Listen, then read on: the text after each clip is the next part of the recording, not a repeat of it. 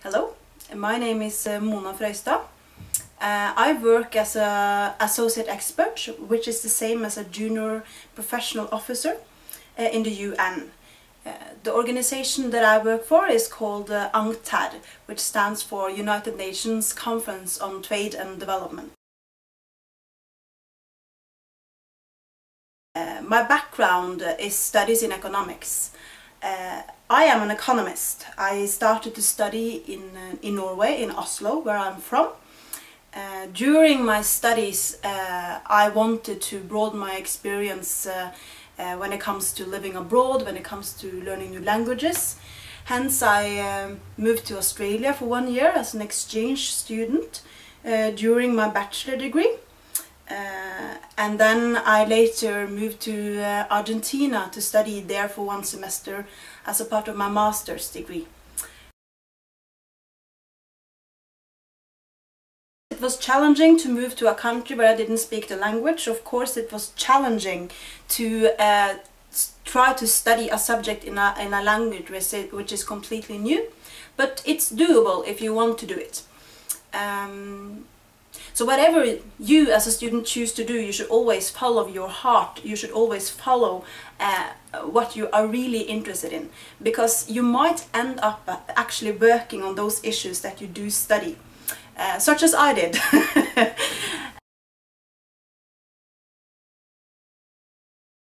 When I came back to Norway and I was supposed to finishing my degree, I had to first write a thesis. And I chose to write about corruption and about how different forms of corruption may hamper development. And I was very inspired by my experience in Argentina, because in my country where I'm from, which is Norway, people actually trust in the government. They trust that the government will do what is best for you. In Argentina it was different. People had no trust. And that made me very interested in how corruption actually affects how people see the institutions in their country. So that's how I started to work on corruption issues in the first place. When I was a student, I was also affiliated with a research institution. This research institution, it works on development issues and human rights. And it was very useful to be part of this environment, because I was able to present parts of a master thesis in the research meetings there and get feedback from very knowledgeable researchers, which made, of course, the result better than it otherwise would have been. After my studies, I got a job at this research institute, but the job was not in Norway, it was in Namibia. So I was part of a researcher exchange program with the Norwegian Peace Corps.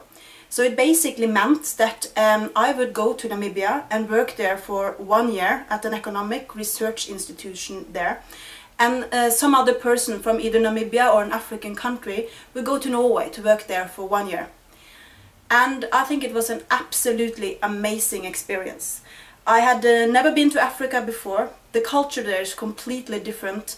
And I was young. I had just graduated from university, and I was really thrown into deep water.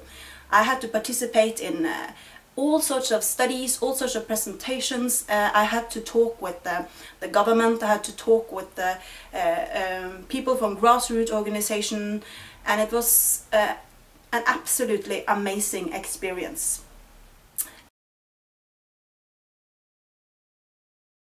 And after that year, I most definitely wanted to continue to work on development issues. And I got a job in Norway at the same research institution that sent me out in the first place. But then I was involved in a program on Angola. So I was recruited as a project coordinator, and I worked in the administration of a huge research program between an institution in Norway and an institution in Luanda in Angola. And I was also participating in several research projects. My main project was focusing on poverty issues and health issues. We were looking into how normal people in Angola would have access to health services, and also what would be the quality of those health services. And we were also comparing this with people's level of income. And it was such an interesting experience, because here, or within this project, I had to learn another language, Portuguese, because they speak Portuguese in Angola. And it's also, of course, a new challenge to learn another language, but it's amazing how quick it can go if you are actually putting your heart into it. After almost 2 years of working at the project on Angola, I applied for a job in the UN, and I was recruited as a JPO, as we call it, in UNCTAD in Geneva. The first year I worked on trade policies and gender issues, and the second year I worked on Train for Trade, which is a project who is dealing with capacity development. It was such a great opportunity to be able to get a job in the UN. It was it is very interesting to be able to see how an international organization is functioning from the inside. I was able to use a lot of the skills that I had acquired before joining the UN, such as languages. It is so important to be able to express yourself not only in English, not only in French, but also in Chinese, in Russian, in Arabic, and very many other languages.